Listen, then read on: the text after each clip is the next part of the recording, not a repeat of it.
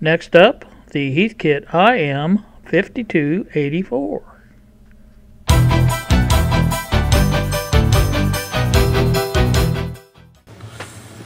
Well, good evening, YouTube. It is 6:15. Now, let me rephrase that because I know that's wrong.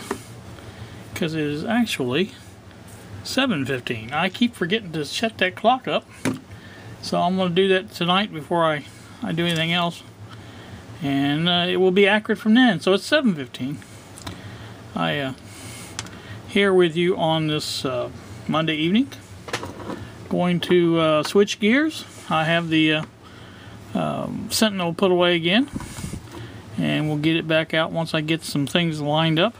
This first item that we're looking at is, I need my pointy stick, there we go, is the schematic for Bob's addition, or whatever you want to call it, to his AM transmitter. I kind of would like to build this, but I do not have this item here, this 9 to 65 picofarad trim cap, so I don't have that. Now Bob says that this FET-47 here, if you can find a 10 to 100 trim cap, you don't need this one here. So I'm looking for that, but so far I have been unable to find it. So that is something I've got to get. It doesn't stop me from doing the rest of it. So basically where we left off here, if we cut off, well, we cut off this and all that. So basically this all cuts off, and this is the part we've already built here, the little oscillator that I think it came in around 1 meg, somewhere around in there, of the thing. We did the video on that, and I've got that here somewhere, and I intentionally made it to where I could add the rest of the circuit to that board, so there should be plenty of room for that. But like I said, it should not stop us from adding this other stuff, starting with the 100 nanofarad cap here and a variable resistor here. So that will be the first thing we do. I think Bob said take the antenna off, obviously, that we had on it, so that's not a big problem. And we'll go ahead and go from there. Put these two resistors in, this 1 millihenry choke, the transistor, and another resistor. We have a 0.1 microfarad cap there, 0.022 microfarad cap here, 470 before the 220 microhenry. I don't know if I said millihenry before, but that's a 1 millihenry on that choke there. This is 220 microhenry. And again, this last part I've already went over, that won't be necessary if I can find the 10 to 100 trim cap. Now I've thought about using just a regular tuning cap. I think I have a couple of those, which probably would cover the band and get us there. So I may do that. I don't know. We'll just wait and see. But anyway, that's one of the things I'm considering in the absence of other things to build, or to work on, I should say. I do have one other item. Now this, you guys may recall, I got this from a guy on the Heathkit forum list.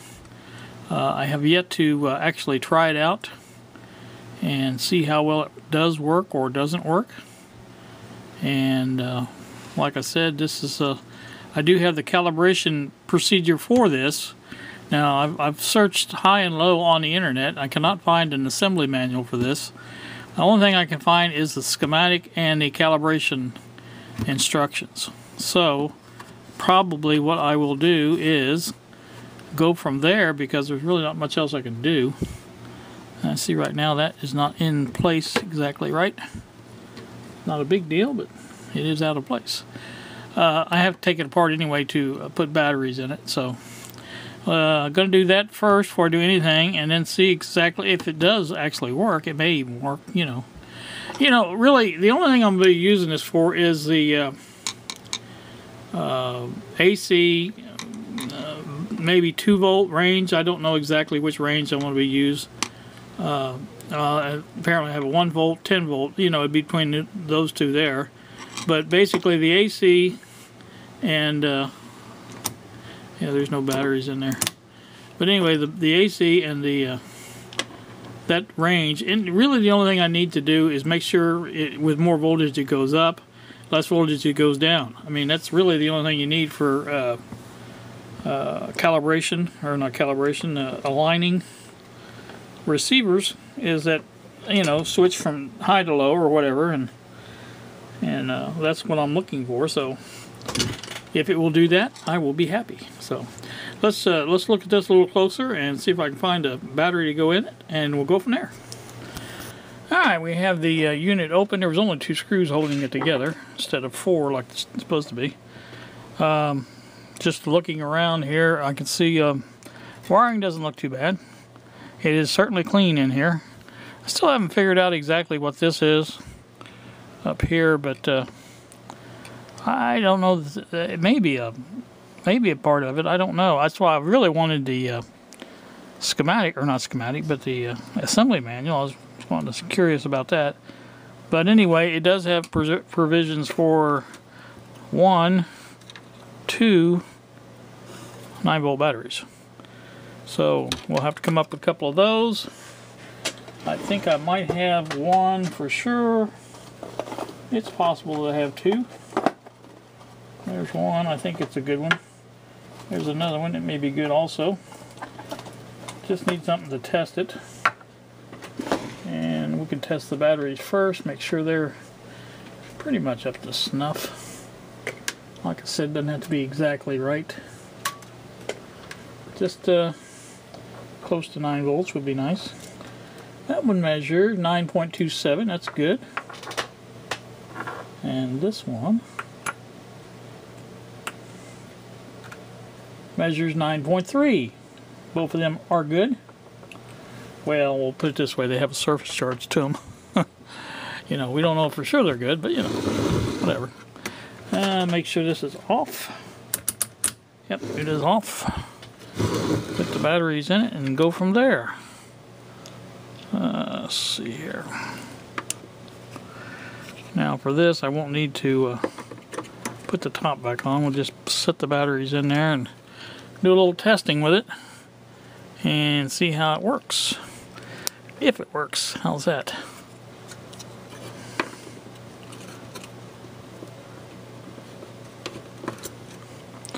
Alright, batteries are in place.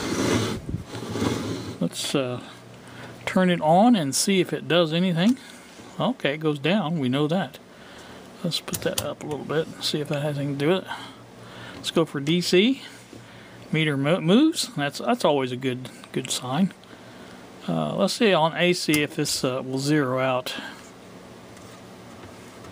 Oh yeah. I think we might have us a good meter here. Alright. Now that's on the 100 volt range. Let's see what she does on 10. Seems like it's stable across the range there, down to 1 volt. So that's on the AC. So let's go for the DC. Now the DC has to be zeroed as well, and it zeros. I believe we might have us a good meter here. I need the fineness of a knob on that. Now this I haven't figured out yet, but I will. Now I don't have a battery in for ohms, so we're not going to play with that. That's DC minus. Let's see what DC plus. It looks like we've got a little adjustment. I don't think there's supposed to be that much difference in DC minus and plus, but you know, what do I know? See, there's just no way of getting that right there. Okay, there it is. Like I said, the other one's ohm, the other one is millimeters. We don't need the milliamps, and that's good. I'm happy with that. I would like to test a something. Let me see if the I think the probe is in here, if I recall right. Let's see here. We got this.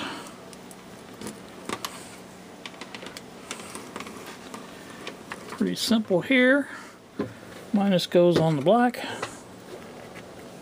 Plus goes on the red. And we need a battery. Alright, I'll just go for the C cell I've got here, sitting here. So this is going to be a 2 volt range, or I mean a volt and a half, I should say. So what we want is DC plus, and it is zeroed. We'll go down to a 10 volt range. Let's see what we get out of this.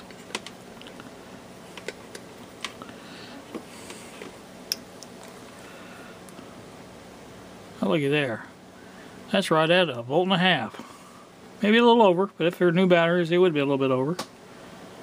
That's nice. Ah, I like that. I guess we could measure some AC. Won't be able to get a perfect thing of this because we're not sure how good that meter is on the AC, the voltmeter panel, or the variac panel, I'm sorry. Let's see what I can do with this and see how well it comes out. If you guys hear anything running in the background, that's my washing machine. I have a doctor's appointment tomorrow and I need some clean clothes. So that's what that noise is. Alright, there we go. Let's hook up some probe wires.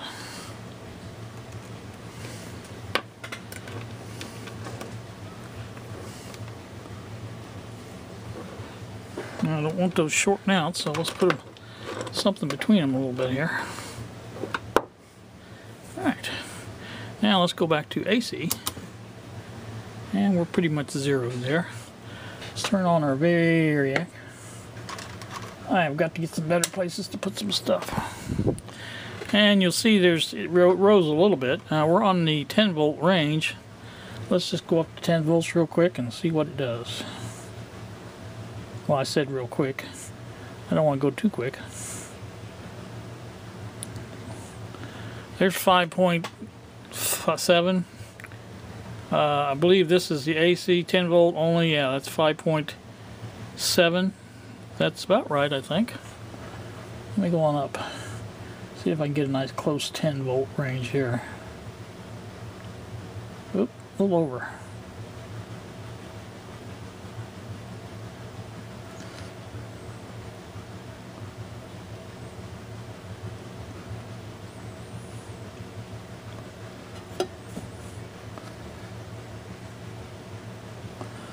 .9, that's pretty darn close. I'm at 9 volts on the voltmeter, so it probably does need a little calibration.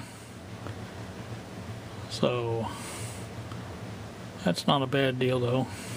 Let's go up to 100 volts and see what we get out of that. We should be right on 100 or 10 volts. So let's go up to 50 volts. Let's see what we get there. Whoops, too far. Not quite 50 volts. So I think there is some calibrations needed on this. I'm going to guess let's see if I can get this on the other one real quick and see what it measures, because I trust it a little bit more than I do this one, or than the one on the variac panel. I got to make sure I'm careful here because I've got live voltage here I'm messing with. Alright, so actually that's right on. 50.7, 50.6, yeah. Actually this meter here is pretty much right on the money, if you see what I'm pointing to. I don't even think you can see that. There you go. 50.6, and the fluke is reading 50.76. It fluctuates. And this meter here is reading about 46 maybe. So there is some adjustment needed here. So that's a good deal. I like that. I like that a lot. So this is going to be a good one, I do believe. I still haven't figured out the difference, or for the purpose for that. See if I can get something. I may take a look at a closer look at it and see if Bob has an idea on what that might be, and add that to the video. Alright, that's going to do my little demonstration of this unit for right now. I'm going to print out the calibration instructions, and we'll come in here and see if we can't calibrate it a little bit later on, but I think this is going to be enough for a video now as it is. So you guys have a great evening. Thank you so much for watching, and we will see you